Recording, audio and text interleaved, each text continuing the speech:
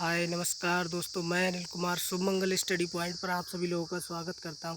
दोस्तों आज के बारे में हम जानेंगे जो सीटेट 2012 अक्टूबर वाले जो पेपर था उसमें बहुत ही महत्वपूर्ण क्वेश्चन आए थे जो परीक्षा की दृष्टि से आने वाले समय 2020 में बहुत ही महत्वपूर्ण है। ठीक है, चलिए तो दोस्तों पहले क्वेश्चन की तरफ चलते हैं। पहला क्वेश्चन है हमारा, पर्यावरण अध्ययन की पाठ्य पुस्तकों में अभ्यास एवं गतिविधियों को उपलब्ध कराना चाहिए। जो हमारा पर्यावरण अध्ययन की जो पाठ्य पुस्तक होती हैं उनमें अभ्यास एवं गतिविधियों को उपलब्ध कराना चाहिए इकाई के अंत में, इका बी पाठ के अंत में, सी प्रकरण में अंतर्निर्मित, डी पुस्तक में अलग अलग स्थानों पर। तो इसमें जो है हमारा अलग अलग स्थानों पर ये तो बिल्कुल ही गलत हो जाएगा। ठीक है, पाठ के अंत में ये भी नहीं होगा, इकाई के अंत में ये भी नहीं होगा। ठीक है, तो हमें क्या है, प्रकरण के अंत में। तो इसका सी आंसर हो जाएगा हमारा, प्रकरण में अंतर्निर्मित कराना चाहिए। चलिए अगले क्वेश्चन की तरफ चलते हैं। अगला क्वेश्चन है हमारा, पर्यावरण अध्ययन के शिक्षकों को क्या करना चाहिए। नंबर ए, विशेष प्रयोगों पर ध्यान देना चाहिए, बी विशेष पुस्तकों और परीक्षाओं पर ध्यान देना चाहिए, सी बच्चों के दृष्टिकोण को स्वीकार करना एवं सम्मान देना चाहिए, डी अभिभावकों के विचारों को स्वीकार एवं सम्मान देना चाहिए। ठीक है, तो इसका हमारा अभिभावकों के विचारों को स्वीकार करना एवं सम्मान देना चाहिए, ये इसकी दृष्टि से नहीं है।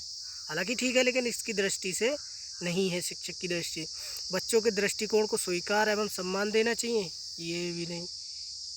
विशेष पुस्तकों और परीक्षाओं पर ध्यान देना चाहिए, बिल्कुल भी नहीं, पुस्तकों से कोई मतलब नहीं। ठीक है, तो ए हमारा हो जाएगा, विशेष प्रयोगों पर ध्यान देना चाहिए। ठीक है, तो हमारा ये ए हो जाएगा। अगले क्वेश्चन की तरफ चलते हैं। चलिए दोस्तों, अगला क्वेश्चन है, के अलावा निम्नलिखित पर्यावरण अध्ययन पढ़ाने की विधियां हैं। किसके अलावा, तो किसके अलावा है हमारी निर्देशित खोज। ठीक है, नंबर डी निर्देशित खोज, समस्या समाधान, सहयोगात्मक अधिगम, व्याख्यानों द्वारा स्पष्ट करने में। तो इसका हमारा हो जाएगा व्याख्यानों द्वारा स्पष्ट करने के अलावा निम्नलिखित जो पर्यावरण पढ़ाने की विधियां हैं, तो इसका ये आंसर हो जाएगा, यानी कि व्याख्यानों द्वारा स्पष्ट करने के अलावा निम्नलिखित पर्यावरण अध्ययन पढ़ाने की विधियां हैं। चलिए अगले क्वेश्चन की तरफ चलते हैं। प्राथमिक स्तर पर बच्चे का आकलन करने का सर्वश्रेष्ठ तरीका का प्रयोग करना चाहिए, पोर्टफोलियो मेथड। ठीक है, पोर्टफोलियो मेथड इसका हो जाएगा आंसर, क्योंकि गृह कार्य ये बिल्कुल नहीं होगा, आवधिक परीक्षा बिल्कुल नहीं होगा, योगा तो करिए बिल्कुल नहीं, पोर्टफोलियो मेथड हो जाएगा। ठीक है, जो परिवार से रिलेटेड होता है। ठीक है, भाई बहन माता पिता। चलिए अगले क्वेश्चन की तरफ चलते हैं। एक शिक्षक पढ़ाते समय श्रव्य दृश्य सामग्रियाँ एवं शारीरिक गतिविधियों का प्रयोग करता है, क्योंकि ये प्रभावी आकलन को सुगम बनाते हैं, बी शिक्षार्थियों को दिशा परिवर्तन उपलब्ध कराते हैं, सी अधिगम वृद्धि में अधिकतम इंद्रियों का उपयोग करते हैं, डी शिक्षक को आराम उपलब्ध कराते हैं। तो इसका सी डी जो है ये आराम उपलब्ध कराते हैं, ये बिल्कुल भी नहीं होगा। प्रभावी आकलन को सुगम बनाते हैं, बिल्कुल नहीं। ठीक है, शिक्षार्थियों को दिशा परिवर्तन उपलब्ध कराते हैं, नहीं, बिल्कुल भी नहीं। अधिगम वृद्धि में अधिकतम इंद्रियों का उपयोग करते हैं, ये सी आंसर हो जाएगा। एक जो शिक्षक है पढ़ाते समय श्रव्य दृश्य सामग्री एवं शारीरिक गतिविधियों का प्रयोग करता है, क्योंकि अधिगम वृद्धि में अधिकतम इंद्रियों का उपयोग करते हैं। अगले क्वेश्चन की तरफ चलते हैं। पर्यावरण अध्ययन की कक्षा में संकल्पनाओं को स्पष्ट करने के लिए कविताओं और कहानियों का प्रयोग सहायता करता है, ए शिक्षार्थियों में निहित भाषा एवं सांस्कृतिक विविधताओं का अध्ययन करने में ध्यान करने में, बी सही दिशा में विद्यार्थियों की ऊर्जा का सरणीकरण करने में, सी पाठ को आनंदमय और रोचक बनाने में, डी स्थानीय एवं वैश्विक स्तर पर संसार की प्रकृति को खोजने एवं कल्पना की योग्यता को बढ़ावा देने में। ठीक है, तो कहानी का प्रयोग करना सरल मतलब उपयोग सहायता करता है जो हमारा, तो निहित भाषा एवं सांस्कृतिक विविधताओं का ध्यान रखने में, बिल्कुल भी नहीं। बी सही दिशा निर्देश में विद्यार्थी को ऊर्जा का सरणीकरण करने में, बिल्कुल भी नहीं। इसका डी हो जाएगा हमारा स्थानीय एवं वैश्विक स्तर पर संसार की प्रकृति को खोजने और कल्पना करने की योग्यता को बढ़ाने में। चलिए दोस्तों अगले क्वेश्चन की तरफ चलते हैं। डिसलेक्सिया मुख्यतः की समस्या से संबंधित है। तो जो हमारा डिसलेक्सिया है हमारा, वो हमारा पढ़ने से संबंधित है। ठीक है, तो ये हमारा डी ऑप्शन हो जाएगा, क्योंकि हमारे जो बोलने से और भाषा सुनने से और वगैरह मतलब लेक्सिया होते हैं। ठीक है, तो हमारा इसमें डिसलेक्सिया जो है हमारा पढ़ने से संबंधित हो जाएगा। जो पढ़ने में समस्या आती है, पठन विकार होता है जो, वो डिसलेक्सिया होता है जो हमारे पढ़ने में बाधा उत्पन्न करता है। अगले क्वेश्चन आ गया हमारा, सहयोगात्मक अधिगम में पुराने एवं अधिक दक्ष विद्यार्थी छोटे एवं कम कुशल विद्यार्थियों का आकलन करते हैं। इसका परिणाम है उच्च बुद्धि और स्वगरिमा, उच्च नैतिक विकास, समूह में द्वंद्व, गहन प्रतियोगिता। ये नहीं होगा, ये भी नहीं होगा। ठीक है, तो ये हो जाएगा उच्च उपलब्धि और स्वगरिमा। ठीक है, स्वगरिमा, तो ये हमारा ए हो जाएगा। ठीक है, चलिए अगले क्वेश्चन तरफ चलते हैं। सीमा प्रत्येक पाठ को रटकर तुरंत सीख लेती है, जबकि लीना चर्चा एवं ब्रेन स्टार्मिंग मस्तिष्क आलोडन के बाद प्रत्येक पाठ को समझती है। ये के विकास सिद्धांत की ओर करता है। किस सिद्धांत की ओर संकेत करता है? अंतः संबंध? बिल्कुल भी नहीं, अंतः संबंध का इससे कोई संबंध नहीं। विशिष्ट से सामान्य की ओर होना चाहिए। ठीक है, तो ये भी नहीं होगा हमारा। ठीक है, निरंतरता, ये भी नहीं होगा। ठीक है, तो वैयक्तिक भिन्नता है, दोनों में अलग अलग, क्योंकि सभी लोग, कोई भी दो लोग एक जैसे नहीं हो सकते ये। ठीक है, वैयक्तिक भिन्नता का सिद्धांत कहता है, इसीलिए एक लड़की है वो रट के याद कर रही है। ठीक है, सीमा रटकर याद कर लेती है, इसीलिए लीना चर्चा एवं मतलब पाठ को समझने के बाद याद करती है। चलिए अगले क्वेश्चन की तरफ चलते हैं। सरिता की शिक्षिका उसे विभिन्न सामूहिक गतिविधियों में शामिल करती है, जैसे समूह चर्चा, समूह परियोजना आदि। उसकी शिक्षिका सीखने के किस आयाम का अनुगमन कर रही है? तो किसका अनुगमन कर रही है? मनोरंजन द्वारा सीखना? बिल्कुल नहीं, समूह परियोजना का इससे कुछ भी लेना देना नहीं। भाषा निर्देशित सीखना? बिल्कुल भी नहीं। सिर्फ प्रतियोगिता आधारित सीखना? तो ये भी नहीं होगा हमारा। डी सामाजिक गतिविधियों के रूप में देख रहा है, ये बिल्कुल हमारा सही हो जाएगा। ठीक है, चलिए अगले क्वेश्चन की तरफ चलते हैं। अगला क्वेश्चन है, प्रयोग और प्रयोगात्मक कार्य करते हुए श्यामा का निष्पादन कक्षा में सर्वश्रेष्ठ होता है। उसे बहुत सृजनात्मक शिक्षार्थी माना जाता है, इसलिए वह के द्वारा संकल्पनाओं को सीखती है। किसके द्वारा सीखती है? अपसारी चिंतन। ठीक है, तो सृजनात्मक विद्यार्थी उसी को माना जाता है जो अपसारी चिंतन करता है। तो अपसारी चिंतन का इससे कोई लेना देना नहीं, तो सी हो जाएगा हमारा अपसारी चिंतन। ठीक है, अगले क्वेश्चन की तरफ चलते हैं। कक्षा में एक प्रभावी शिक्षण अधिगम प्रक्रिया होती है, जब शिक्षक बच्चों के ज्ञान को पढ़ाई जाने वाली नई संकल्पना के साथ जोड़ने में सहायता करता है। इसके पार्श्व में निहित उद्देश्य किसको बढ़ावा देना है? ए ज्ञान का संबंध एवं स्थानांतरण, बी व्यक्तिक भिन्नताओं, सी शिक्षार्थी स्वायत्तता, डी पुनर्वलन। पुनर्वलन का यहाँ कोई भी संबंध नहीं है, व्यक्तिक भिन्नताओं का यहाँ कोई संबंध नहीं, सी शिक्षार्थियों की स्वायत्तता का संबंध नहीं। इसी का ये हो जाएगा, ये हमारा ज्ञान का सह संबंध एवं स्थानांतरण। ठीक है, चलिए दोस्तों अगले क्वेश्चन की तरफ चलते हैं हम लोग। रोहन के विद्यालय में एक विज्ञान प्रदर्शनी का आयोजन किया गया था। इसका आयोजन एक उद्देश्य के साथ किया गया था। आपके विचार से कौन सा उद्देश्य सर्वाधिक उपयुक्त है? ठीक है, सर्वाधिक उपयुक्त है। अभिभावकों को संतुष्ट करना? बिल्कुल भी नहीं। ठीक है, विद्यालय का नाम प्रसिद्ध करना? इसका भी ये बिल्कुल भी उद्देश्य नहीं है। ठीक है, विभिन्न व्यवसाय के लिए विद्यार्थियों को प्रशिक्षित करना? बिल्कुल भी नहीं। विद्यार्थियों के लिए सृजनात्मक माध्यम उपलब्ध कराना, इसलिए हमारा बी आंसर हो जाएगा, विद्यार्थियों के लिए सृजनात्मक माध्यम उपलब्ध कराना। ठीक है, एक पब्लिक स्कूल में प्रत्येक कक्षा में लगभग 2 से 3 बच्चे विशेष आवश्यकता वाले हैं। कुछ बच्चे शारीरिक या मानसिक रूप से विकलांग हैं। ये बच्चे अन्य बच्चों के साथ उसी कक्षा में एक साथ पढ़ते हैं। उपर्युक्त पब्लिक स्कूल निम्न में किसका अनुपालन करता है? सतत एवं व्यापक मूल्यांकन का? बिल्कुल भी नहीं। ठीक है, जब एक ही जगह सभी लोगों को पढ़ाया जाए तो ये समावेशी शिक्षा होता है, क्योंकि समावेशी शिक्षा का अर्थ ही होता है कि सभी लोगों को एक साथ बैठाकर शिक्षा प्राप्त करना ही हमारी समावेशी शिक्षा है, इसलिए भी हमारा हो जाएगा समावेशी शिक्षा। चलिए अगले क्वेश्चन की तरफ चलते हैं। घर्षण के विषय में चर्चा करते समय एक शिक्षिका ने इस संकल्पना की व्याख्या करते हुए बहुत से उदाहरण दिए। इनमें से कुछ ऐसे उदाहरण हैं जिनमें घर्षण हमारे दैनिक जीवन में बहुत उपयोगी है। उस शिक्षिका ने कक्षा में दिए गए जो अनुदेश दिए नीचे दिए गए हैं, ठीक है। अब हम ये देखिए, ए, हम पेन की नोक और कागज़ के बीच घर्षण के कारण ही लिख पाते हैं, बिल्कुल सही है। बी, हम फर्श पर हमारे पैरों और फर्श के बीच घर्षण के कारण ही चल पाते हैं, बिल्कुल। सी, ऊर्ध्वाधर फेंकी हुई गेंद घर्षण के कारण ही हमारे पास लौटती है, ये इसका बिल्कुल भी नहीं होगा, क्योंकि घर्षण से हम लोग पकड़ कर चल सकते हैं, ना कि ऊपर फेंकी गई गेंद जो है हमारी वो सेंटर ऑफ ग्रेविटी यानी कि गुरुत्वाकर्षण बल के कारण ही ऊपर से लौट कर आती है, ठीक है।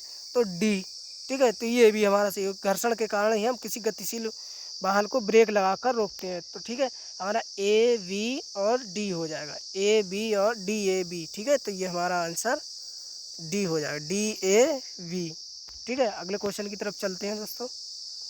बिहार के गांव में बहुत से किसान अतिरिक्त धन कमाने के लिए मधुमक्खी पालन करके शहद एकत्रित करने का कार्य करते हैं।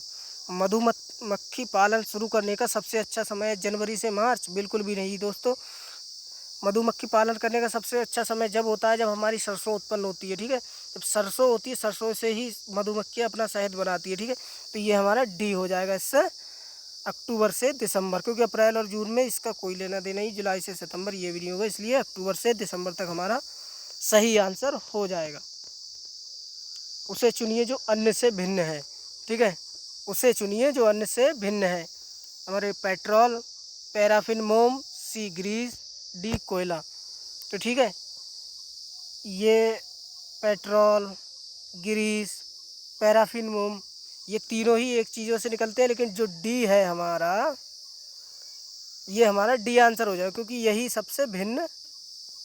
हमारा सबसे भिन्न है, क्योंकि कोयला जो है वो वृक्षों से प्राप्त होता है, ठीक है। अगले क्वेश्चन की तरफ चलते हैं। नेपिथेन्स एक ऐसा पौधा है जो मेंढकों, कीड़े मकोड़ों और चूहे जैसे छोटे जीवों को अपने अंदर फंसा कर रखता है। हमारे देश में ये पौधा कहाँ पाया जाता है? तो हमारे देश में ये पौधा अरुणाचल प्रदेश में नहीं पाया जाता, ये असम में भी नहीं पाया जाता, उड़ीसा में भी नहीं पाया, ये हमारा मेघालय में पाया जाता है।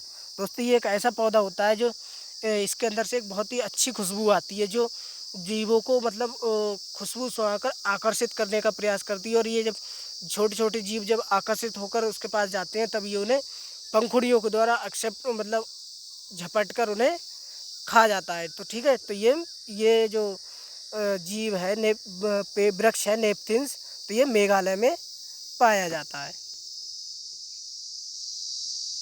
चलिए अगले क्वेश्चन की तरफ से। एक पश्मीना शाल लगभग साधारण स्वेटर के बराबर गर्म होती है तथा एक साधारण पश्मीना को बुनने हेतु घंटों का समय लगता है। कितने घंटों का? तो पश्मीना का शाल लगभग 10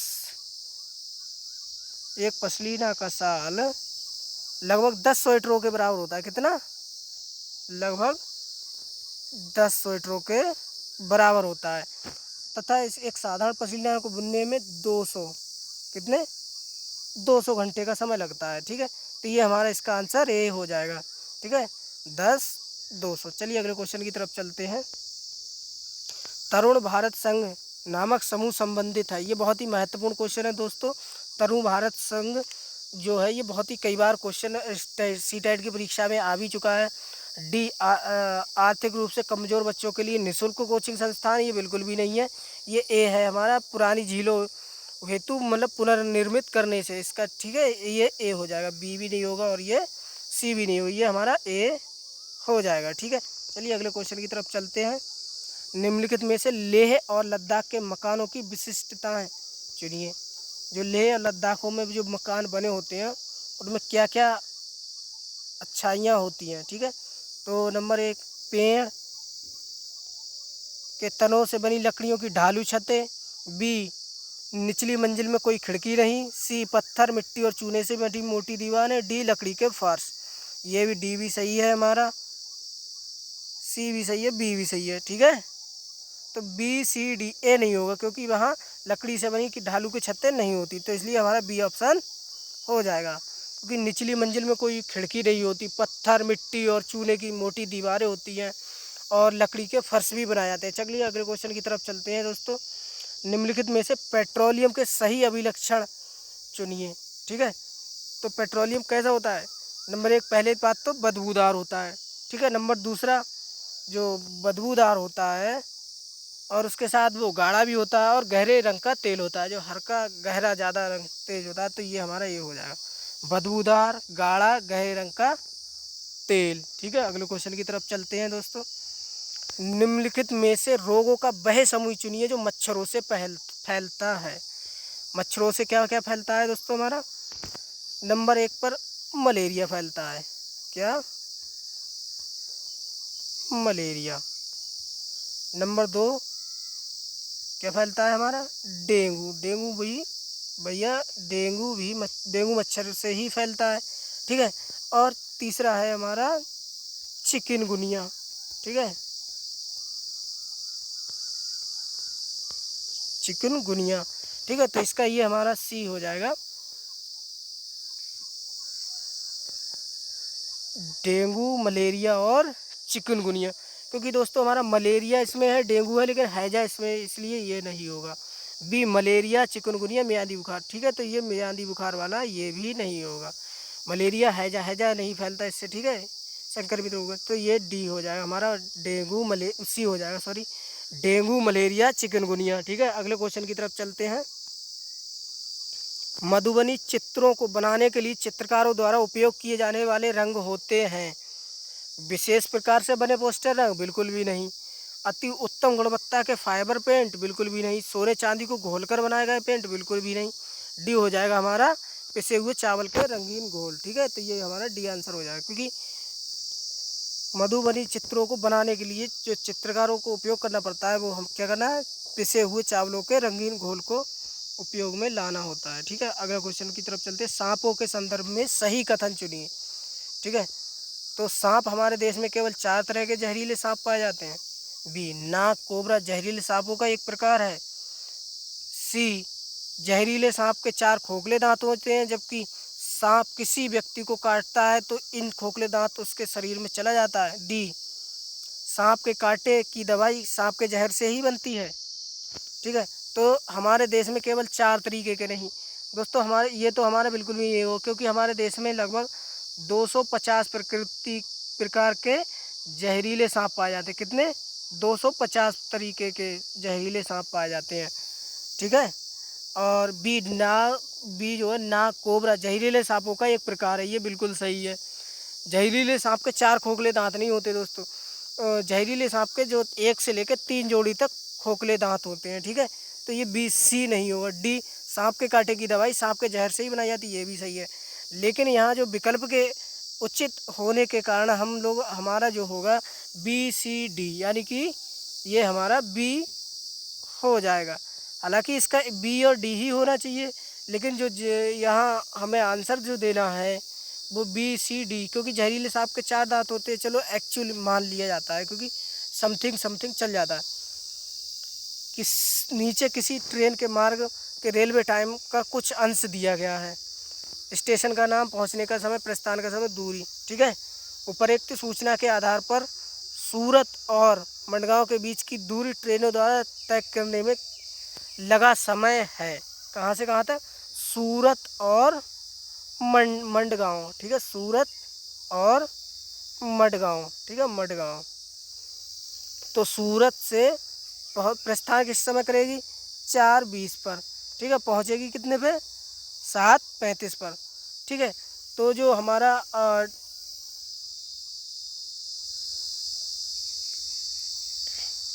इसकी हम सबसे पहले हम डिस्टेंस निकाल लेते हैं। ठीक है, इसकी हम लोग डिस्टेंस निकाल लेते हैं।